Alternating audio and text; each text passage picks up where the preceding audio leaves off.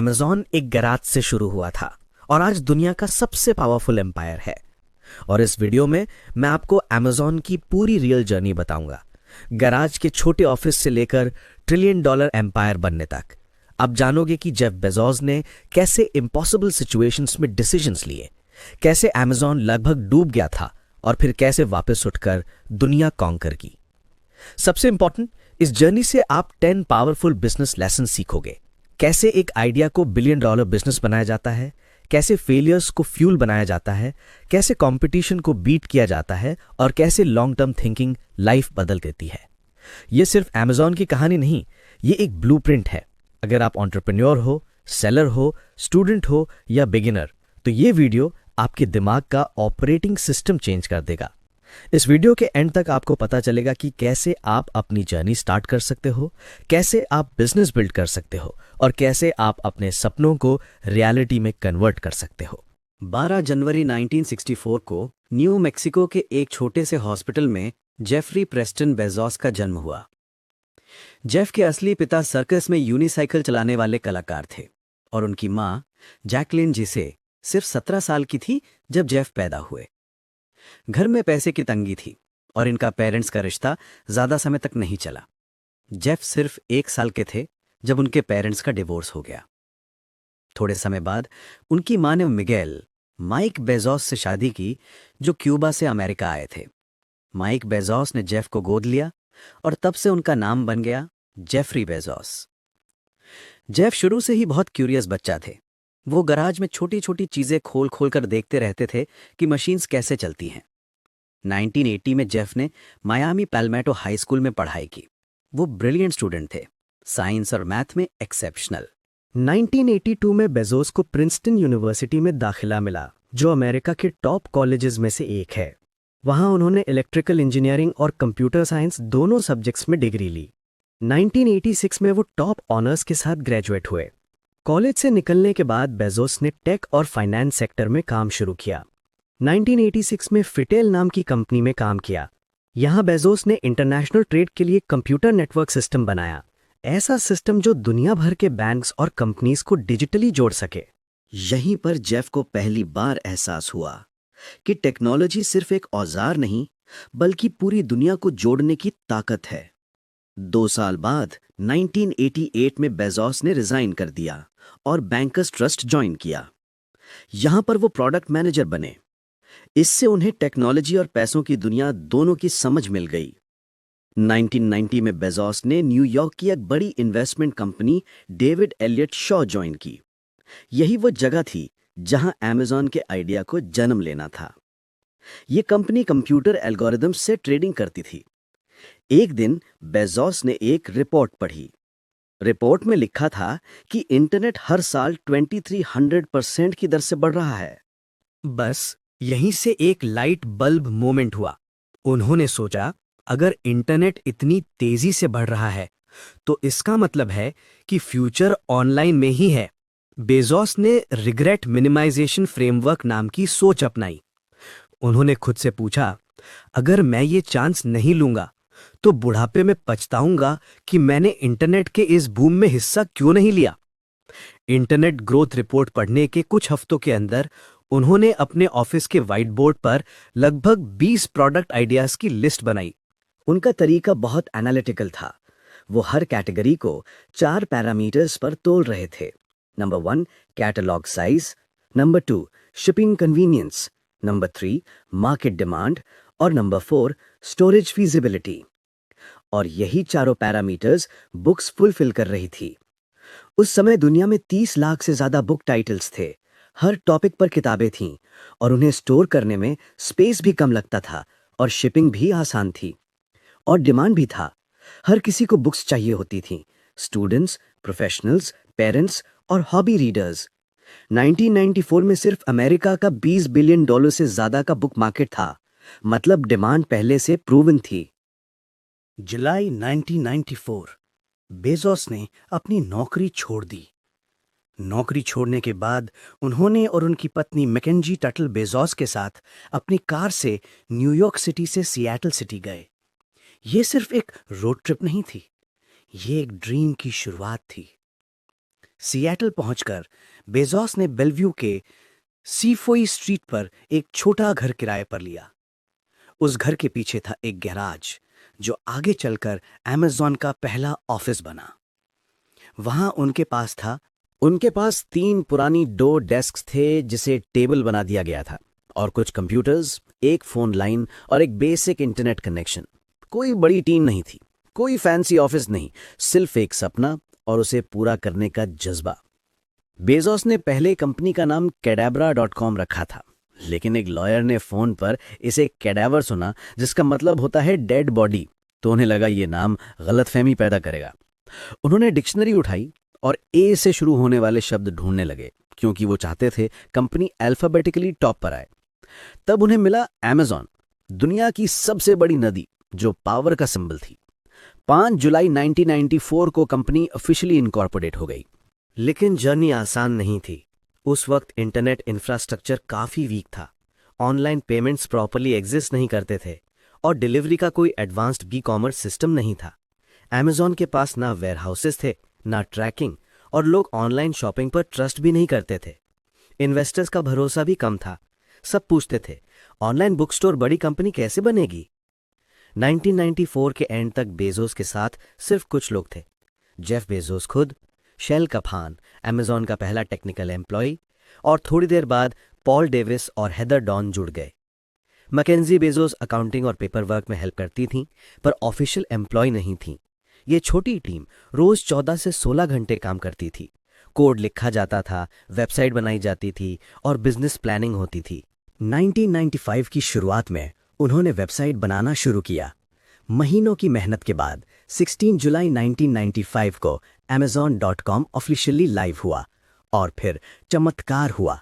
पहले ही महीने Amazon को ऑर्डर्स आए सभी 50 यूएस स्टेट्स और 45 फॉरेन कंट्रीज से, वो भी बिना किसी एडवर्टाइजिंग के, सिर्फ वर्ड ऑफ माउथ से। मतलब लोगों ने Amazon के बारे में अपने रिलेटेड पर्सन्स को बताया, जिसके कारण बिना एडवर्टाइजिंग के ऑर्डर्स मिलने लगे। हर दिन ऑर्डर्स प्रिंट होते और बेजोस खुद नीचे बैठकर बुक्स पैक करते, बॉक्सेस सील करते और कार में पोस्ट ऑफिस ले जाते। ऑफिस में एक घंटी लगाई गई थी, हर नया ऑर्डर आने पर बजती थी। शुरुआत में जब घंटी बजती थी तो पूरी टीम सेलिब्रेट करती, पर कुछ दिन बाद ऑर्डर्स इतने आने लगे कि घंटी लगातार बजती रही और उन्हें उसे बंद करना पड़ा। पहले ही साल Amazon की सेल्स $511,000 तक पहुंच गई, लगभग $500,000। गराज अब छोटा पड़ चुका था, इसीलिए बेजोस ने बेलव्यू का घर छोड़कर सिएटल में एक प्रॉपर ऑफिस स्पेस किराए पर ले लिया। मार्च 1996 में Amazon ने दुनिया का पहला large scale affiliate model launch किया, जिसमें कोई भी वेबसाइट अपने पेज पर Amazon के बुक लिंक्स लगा सकती थी और उस लिंक से सेल होती तो कमीशन मिलता। ये मॉडल आज के इन्फ्लुएंसर मार्केटिंग की फाउंडेशन बना। 1996 के अंत तक Amazon में एम्प्लॉइज 158 हो चुके थे। पहले साल का रेवेन्यू $0.5 मिलियन था और 1996 में ये बढ़कर अप्रॉक्स $15.7 मिलियन तक पहुंच गया। फिर भी नेट लॉस था लगभग $5.7 मिलियन का, क्योंकि Amazon कस्टमर एक्विजिशन और इंफ्रास्ट्रक्चर बिल्डिंग पे हैवी इन्वेस्टमेंट कर रहा था। 1996 में Amazon को अपनी पहली बाहरी इन्वेस्टमेंट मिली, लगभग $8 मिलियन का क्लाइनर परकिन से। 15 मई 1997 को Amazon ने ऑफिशियली IPO किया। IPO वो मोमेंट होता है जब कंपनी पहली बार स्टॉक मार्केट में आती है और पब्लिक को अपने शेयर्स बेचती है। IPO के वक्त Amazon की वैल्यूएशन लगभग $438 मिलियन थी। कंपनी ने टोटल 24 मिलियन शेयर्स रखे थे और उनमें से 3 मिलियन शेयर्स पब्लिक को ऑफर किए गए, $18 पर शेयर के हिसाब से। Amazon ने IPO से लगभग $54 मिलियन रेस किए। IPO के बाद स्टॉक मार्केट में शेयर्स की ट्रेडिंग शुरू होती है। जहां डिमांड ज्यादा हो तो प्राइस बढ़ता है और सेलिंग ज्यादा हो तो प्राइस कम होता है। ये पैसा मिलते ही बेजोस ने तुरंत 3 बड़े डिसीजंस लिए। सबसे पहले वेयरहाउस कैपेसिटी एक्सपैंड की, सिएटल के बाहर नए फुलफिलमेंट सेंटर्स खोले। बुक से आगे बढ़ते हुए 1998 में Amazon ने म्यूजिक सीडीज, मूवीज और वीडियोस कैटेगरीज लॉन्च की, और यूके में Amazon ने बुक पेजेस कंपनी को एक्वायर किया और जर्मनी में टेलीबुक कंपनी को एक्वायर किया, और पहली बार Amazon एक ग्लोबल ब्रांड बनने लगा। 1997 के एंड तक अमेज़ॉन अमेरिका की सबसे तेजी से बढ़ने वाली इंटरनेट कंपनी बन गई थी। 1.5 million customers, 147.8 million dollar revenue और 31 मिलियन डॉलर लॉस के साथ। 1998 को बेजोस ने गेट बिग फास्ट का साल बनाया। साल की शुरुआत लगभग 600 एम्प्लॉयज के साथ हुई। अप्रैल में amazon.co.uk और amazon.de लॉन्च हुए। उसके बाद कैटेगरीज जोड़ने का दौर शुरू हुआ। मई में सॉफ्टवेयर, जून में वीडियो गेम्स, जुलाई में होम इम्प्रूवमेंट, अगस्त में टॉयज एंड गेम्स और सितंबर में गिफ्ट स्टोर। 1998 के हॉलिडे सीजन में डिमांड रिकॉर्ड हाई हो गई। कस्टमर बेस 6 मिलियन से ज्यादा हो चुका था। रेवेन्यू बढ़कर 610 मिलियन डॉलर्स हो गया। हालांकि लॉस भी 124 मिलियन डॉलर्स तक पहुंच गया। एम्प्लॉयज 2100 प्लस हो गए थे। 1999 अमेज़ॉन के इतिहास का सबसे एक्सप्लोसिव ग्रोथ साल था। मार्च में इलेक्ट्रॉनिक स्टोर लॉन्च हुआ। अप्रैल में अमेज़ॉन ने web analytics company Alexa.com acquire की, जिससे डेटा और इंटरनेट इंटेलिजेंस में कदम रखा। मई में अमेज़ॉन ने drugstore.com में 45 मिलियन डॉलर्स इन्वेस्ट किया और जून में जी शॉप्स लॉन्च किया, जो आगे चलकर अमेज़ॉन मार्केटप्लेस की फाउंडेशन बना। जुलाई अगस्त में tools, home furnishings, kitchen, outdoor और फोटो कैटेगरीज ऐड करके अमेज़ॉन ने अपना कैटलॉग अग्रेसिवली एक्सपैंड किया। सितंबर 1999 तक अमेज़ॉन की वैल्यूएशन 20-25 बिलियन डॉलर्स के बीच थी और जेफ बेजोस की नेटवर्थ लगभग 6 to 8 बिलियन डॉलर्स के रेंज में पहुंच गई थी। 1999 के अंत में अमेज़ॉन के कस्टमर्स लगभग 20 मिलियन से ज्यादा हो गए थे। रेवेन्यू 1.64 बिलियन डॉलर्स तक पहुंच गया, लेकिन लॉस भी 720 मिलियन डॉलर्स था। एम्प्लॉयज की संख्या 7500 से भी प्लस हो चुकी थी। 1994 से 1999 तक की अमेज़ॉन की जर्नी एक चिंगारी के तूफान बन जाने की कहानी थी। एक छोटे से गैराज में जन्मा सपना 1999 तक लाखों कस्टमर्स और अरबों की सेल्स के साथ एक एवरीथिंग स्टोर बनकर खड़ा हो गया। पर किसी को अंदाजा नहीं था कि अगला दौर अमेज़ॉन के लिए सर्वाइवल टेस्ट बनने वाला था। ईयर 2000 अमेज़ॉन के इतिहास का सबसे मुश्किल और टर्निंग पॉइंट यह था। मार्च में .com क्रैश आया। नैस्डैक लगभग 40% गिर गया और कई इंटरनेट कंपनीज रातों रात बंद हो गई। अमेज़ॉन का स्टॉक भी $113 से गिरकर $30 के आसपास आ गया। एनालिस्ट्स ने खुलकर कह दिया था अमेज़ॉन 12 महीने में कैश खत्म कर देगा। लेकिन जेफ बेजोस ने गिव अप नहीं किया। 2000 में अमेज़ॉन ने कंपनी को बचाने के लिए बहुत मुश्किल और दर्दनाक फैसले लिए। इसी अफरा तफरी में बेजोस ने सबसे बड़ा मिशन शुरू किया, खर्च कम करना, काम को सख्त कंट्रोल में लाना और रिसोर्सेज को स्मार्ट तरीके से यूज करना। इसी साल अमेज़ॉन ने अपना iconic A to Z smile वाला लोगो इंट्रोड्यूस किया, जो आज अमेज़ॉन की पहचान है। ईयर 2000 के अंत तक रेवेन्यू 2.76 बिलियन डॉलर था, लेकिन लॉस भी मैसिव 1.4 बिलियन डॉलर। 2001 की शुरुआत एक कड़वी सच्चाई के साथ हुई। सर्वाइवल के लिए अमेज़ॉन को सबसे बड़ा कदम उठाना पड़ा। जनवरी 2001 में लगभग 1300 लोगों को निकाल दिया गया। वेयर हाउसेस छोटे किए गए, हर खर्च को लाइन बाय लाइन चेक किया गया। बेजोस बार बार एक ही लाइन बोलते थे कि हर डॉलर को अपनी वैल्यू प्रूव करनी होगी। 2001 के फरवरी मार्च में अमेज़ॉन ने अपने काम को दोबारा सेट किया। इन्वेंट्री फास्ट की गई, वेंडर्स से बेटर टर्म्स लिए गए। सबसे बड़ा बदलाव आया सिंगल डिटेल पेज के फॉर्म में, जिसने मार्केटप्लेस को एक रियल स्ट्रॉन्ग प्लेटफॉर्म बना दिया। अप्रैल में अमेज़ॉन ने borders.com का पूरा ऑनलाइन बैकएंड अपने हाथ में ले लिया। ये सबसे पहला सिग्नल था कि अमेज़ॉन सिर्फ एक रिटेलर नहीं, बल्कि एक इंफ्रास्ट्रक्चर कंपनी भी बन सकती है। मई जून 2001 में अमेज़ॉन की साइलेंट जीतें शुरू हो गईं। कैश बर्न हाफ हो गया और पर ऑर्डर लॉस लगभग 0 के आसपास आ गया। और पहली बार इंटरनल डैशबोर्ड्स ने दिखाया अमेज़ॉन अब सही जगह जा रहा है। जुलाई अगस्त आते आते मार्केटप्लेस बूम हो गया। Back to school season smooth चला और एनालिस्ट जो 6 महीने पहले अमेज़ॉन को डेड कंपनी कह रहे थे, वो अब चुप थे। फिर आया 11 सितंबर 2001। न्यूयॉर्क और वॉशिंगटन पर जो टेररिस्ट अटैक्स हुए, उनके बाद पूरा अमेरिका कुछ दिनों के लिए एकदम ठहर सा गया। पर अमेज़ॉन नहीं रुका।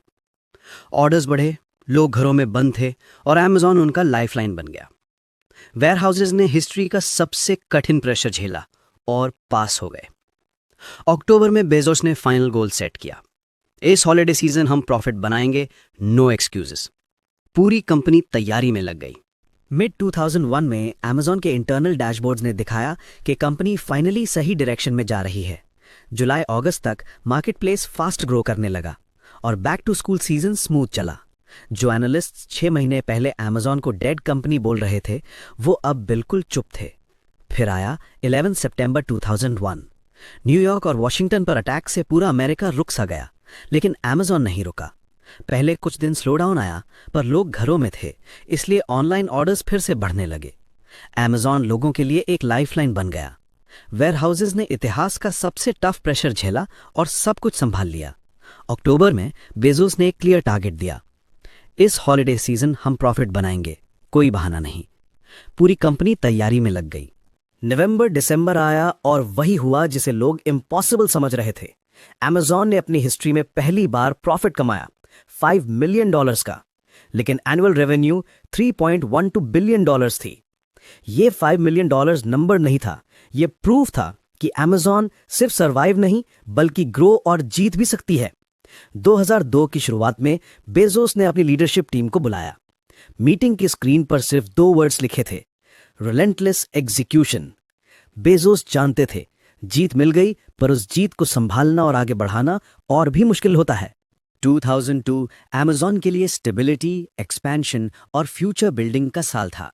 वेयरहाउसेस ऑप्टिमाइज हो चुके थे, पर अब उन्हें स्केल करना था। कस्टमर सर्विस को और स्मूथ बनाया गया और डिलीवरी एक्यूरेसी को बहुत हाई लेवल तक पुश किया गया। 2002 में अमेजॉन ने कुछ ऐसे साइलेंट फैसले लिए जो नेक्स्ट 10 इयर्स की ग्रोथ का बेस बने। इंटरनल टूल्स को सर्विस आर्किटेक्चर में कन्वर्ट करना, टीम्स को एपीआई फर्स्ट सोच सिखाना और हर काम को अलग अलग स्मॉल मशीन्स में डिवाइड करना। यही माइक्रो सर्विसेज AWS की नींव बने। मार्केटप्लेस 2002 में और तेज स्पीड से ग्रो होने लगा। सेलर्स अमेजॉन को सिर्फ एक वेबसाइट नहीं बल्कि एक लॉजिस्टिक्स पार्टनर के रूप में देखने लगे। इसी साल अमेजॉन ने 3 मोर्चों पर जीतना शुरू किया। यूएस रिटेल में स्टेडी प्रॉफिट, इंटरनेशनल लॉसेस कम हुए और मार्केटप्लेस हाई मार्जिन इंजन बन गया।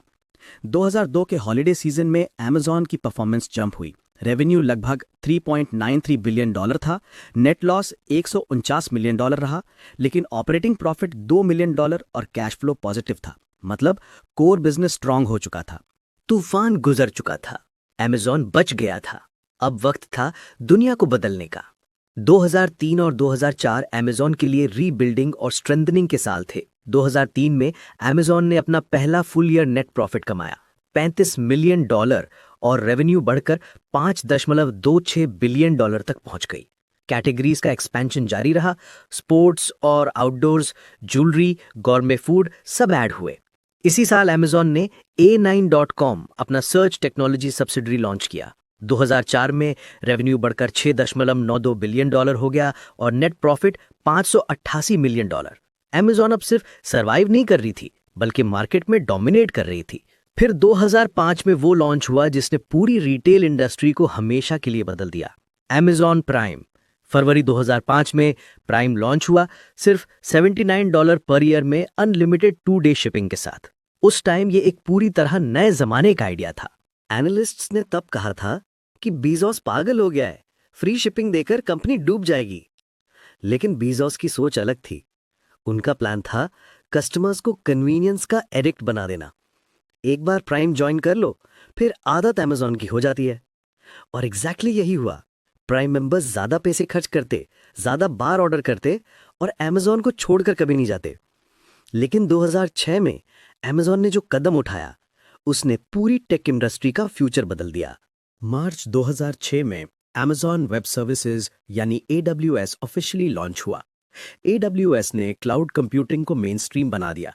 मतलब और सभी कंपनीज को अब अपने सर्वर्स खरीदने की जरूरत नहीं थी। वो अमेजॉन के सर्वर्स को रेंट पर यूज कर सकती थी।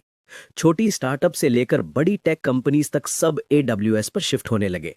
नेटफ्लिक्स, एयरबीएनबी, स्लैक, पिंटरेस्ट, दुनिया की बहुत बड़ी कंपनीज AWS पर चलती हैं।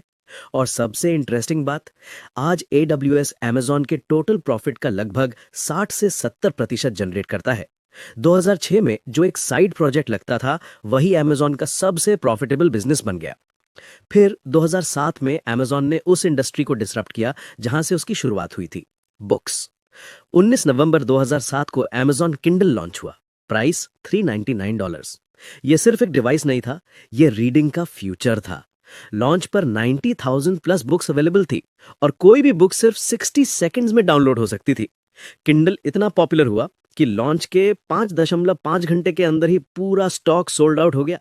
पब्लिशर्स पहले डरे, पर फिर समझ गए कि ये एक बिल्कुल नया मार्केट खोल रहा है। 2008 में दुनिया ने एक और फाइनेंशियल क्राइसिस देखा। लीमन ब्रदर्स डूब गया, बैंक्स गिरने लगे। पर अमेजॉन ने फिर प्रूव किया कि ये टफ टाइम में भी टिक सकता है।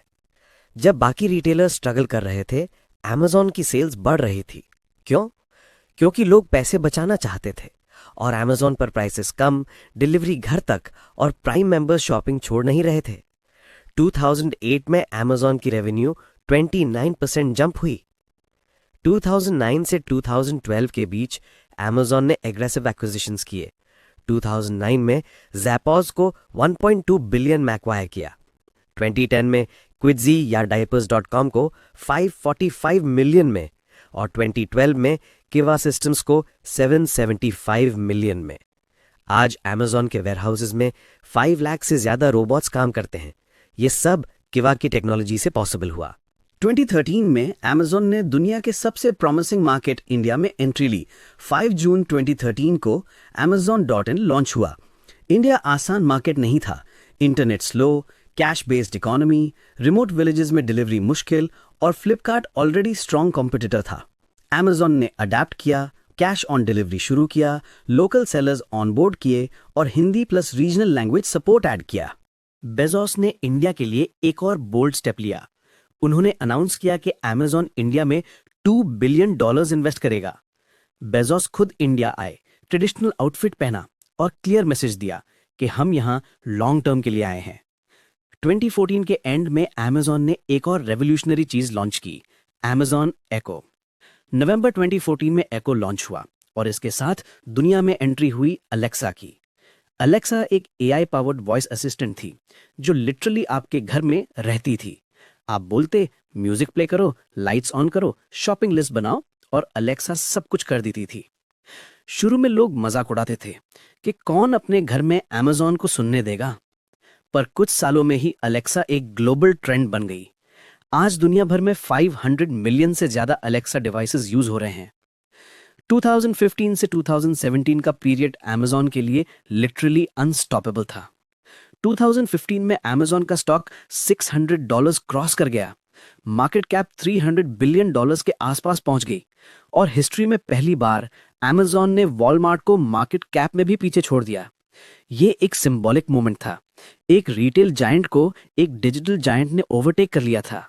क्या हुआ था कि 15 जुलाई 2015 को Amazon ने एक ऐसा फेस्टिवल लॉन्च किया था जो दुनिया में किसी ने नहीं सोचा था, प्राइम डे। बस मेंबर्स के लिए एक स्पेशल शॉपिंग फेस्टिवल। और रिजल्ट, प्राइम डे की सेल्स ने ब्लैक फ्राइडे को भी पीछे छोड़ दिया।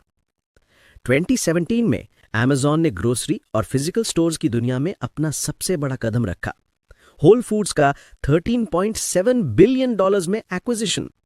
यह सिग्नल था कि Amazon बस ऑनलाइन नहीं बल्कि पूरी रिटेल इंडस्ट्री को ट्रांसफॉर्म करने आ चुका है, जिसके कारण 27 जुलाई 2017 को एक हिस्टोरिक मोमेंट आया।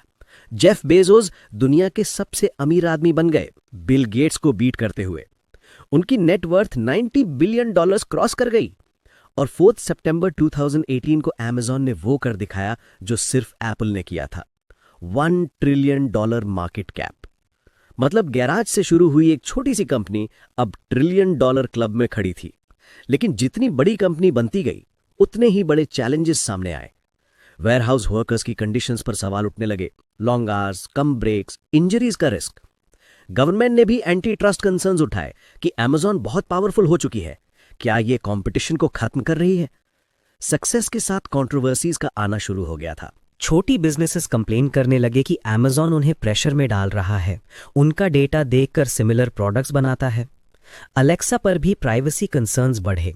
लोग पूछने लगे, क्या ये हमेशा सुन रही है? हमारा डेटा कहाँ जा रहा है? Amazon ने कुछ चेंजेस किए। यूएस में अमेजॉन ने अनाउंस किया कि अमेजॉन वर्कर्स की मिनिमम सैलरी $15 पर आवर होगी और पॉलिसीज इंप्रूव की, लेकिन कंट्रोवर्सीज फिर भी जारी रहीं। फिर जनवरी 2019 में जेफ बेजोस के पर्सनल लाइफ में बड़ा तूफान आया। 25 साल की शादी के बाद जेफ और मैकेंजी बेजोस ने डिवोर्स अनाउंस किया। मैकेंजी, जो अमेजॉन की स्टार्टिंग में बुक्स पैक करती थीं, उन्हें सेटलमेंट में $38 बिलियन के अमेजॉन शेयर्स मिले। ये हिस्ट्री का सबसे बड़ा डिवोर्स सेटलमेंट था। फिर भी दोनों ने अपना प्रोफेशनल जर्नी कंटिन्यू रखा। मैकेंजी ने फिलैंथ्रोपी शुरू की और बेजोस अमेजॉन पर फोकस करते रहे। मार्च 2020 पूरी दुनिया रुक गई।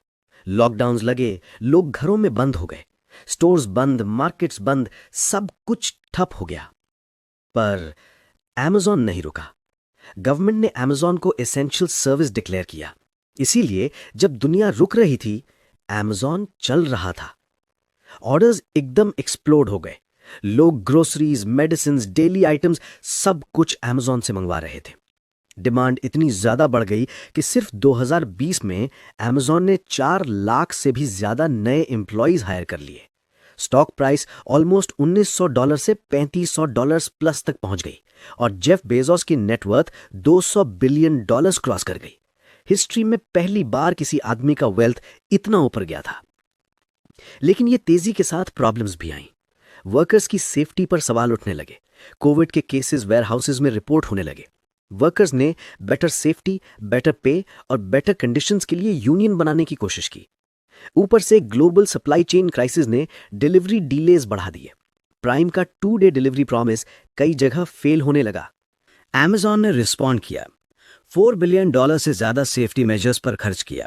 Temperature checks, mask, sanitisation, testing सब इंप्लीमेंट किया। फिर आया 5 जुलाई 2021, एक एरा का एंड। जेफ बेजोस ने अमेजॉन के सीईओ का पोजीशन छोड़ दिया। एग्जैक्टली 27 साल बाद, उसी डेट पर जहां से अमेजॉन स्टार्ट हुआ था। उनकी जगह है एंडी जैसी, जो AWS के हेड थे और 1997 से अमेजॉन में काम कर रहे थे। बेजोस अब एग्जीक्यूटिव चेयरमैन बन गए। मतलब स्ट्रैटेजी और लॉन्ग टर्म डायरेक्शन में उनका रोल रहेगा, पर day to day company Andy चलाएंगे। बेजोस ने अनाउंस किया कि अब वो ब्लू ऑरिजिन और फिलैंथ्रोपी पर फोकस करेंगे। फिर 20 जुलाई 2021 को बेजोस खुद स्पेस गए, ब्लू ऑरिजिन के न्यू शेपर्ड रॉकेट में, अपनी ही कंपनी के रॉकेट में, अर्थ के ऊपर तक। एंडी जैसी के लिए सीईओ बनना आसान नहीं था। पैंडेमिक के बाद ग्रोथ स्लो होने लगी थी और लोग फिर से ऑफलाइन स्टोर्स में शॉपिंग करने लगे थे। 2022 में अमेजॉन का स्टॉक लगभग 50% तक गिर गया। और फिर आया वो फेज जो अमेजॉन एम्प्लॉयज के लिए सबसे पेनफुल था। 2022 और 2023 में अमेजॉन ने 27,000 से ज्यादा लोगों को ले ऑफ किया।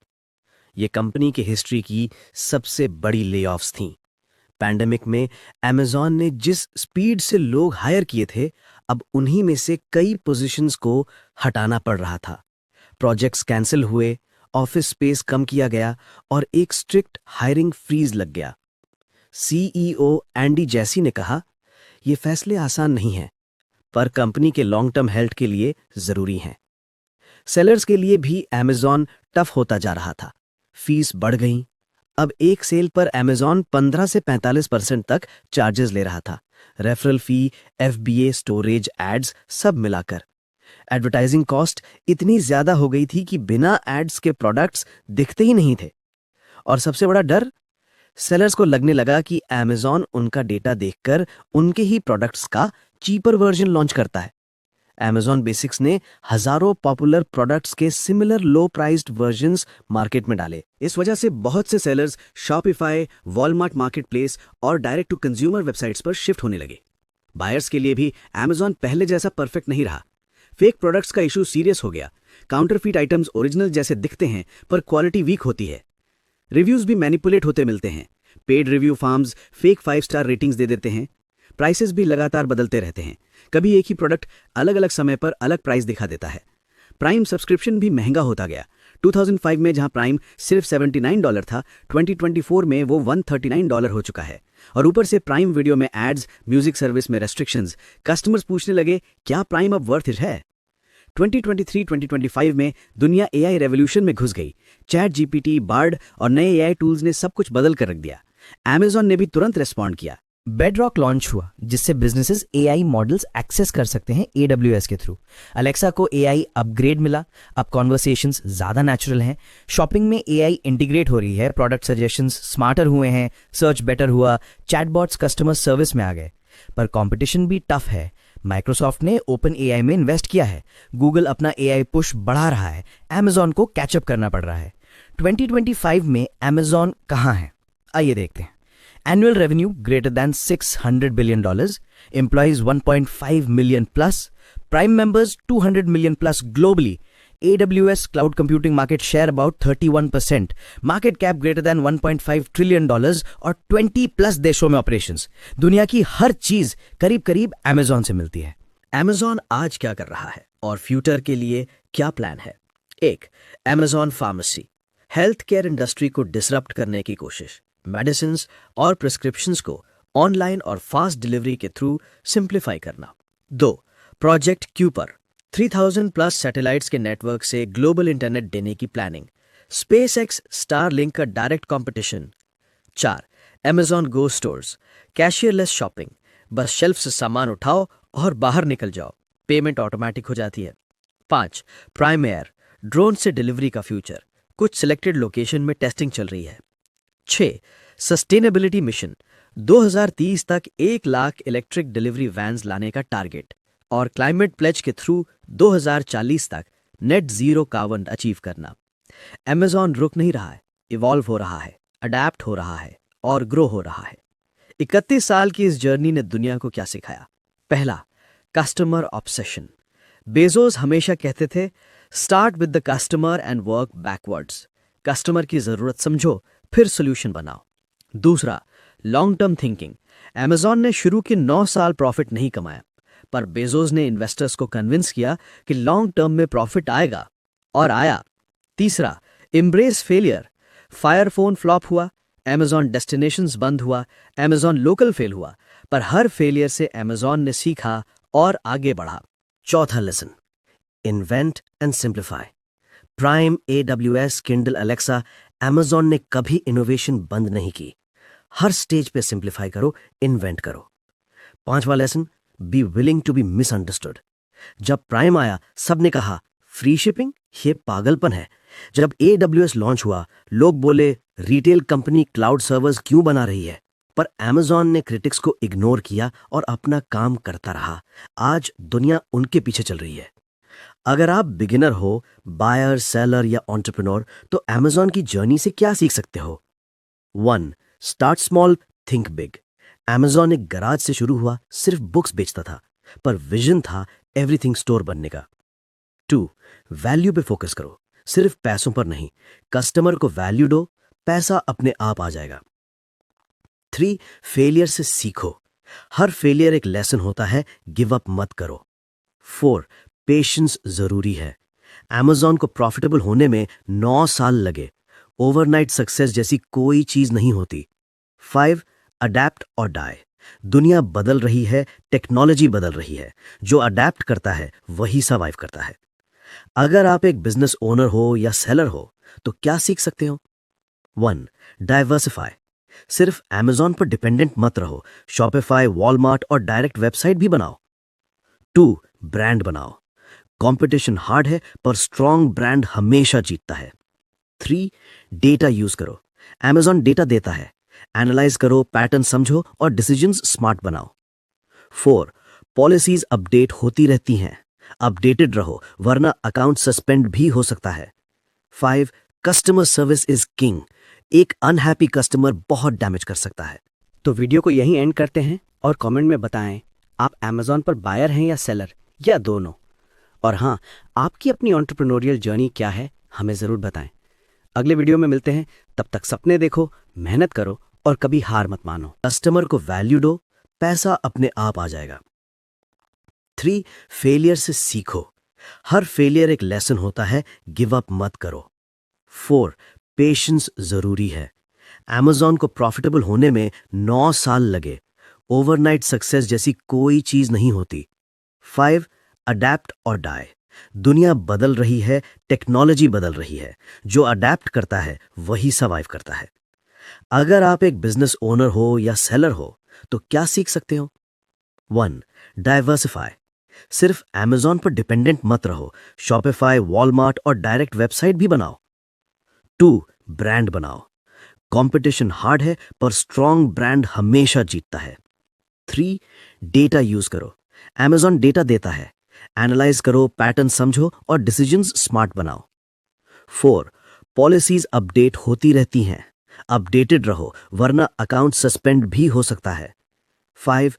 Customer service is king. एक अनहैप्पी कस्टमर बहुत डैमेज कर सकता है। तो वीडियो को यहीं एंड करते हैं और कमेंट में बताएं आप Amazon पर बायर हैं या सेलर या दोनों। और हाँ, आपकी अपनी एंटरप्रेन्योरियल जर्नी क्या है हमें ज़रूर बताएं। अगले वीडियो में मिलते हैं, तब तक सपने देखो, मेहनत करो और कभी हार मत मानो।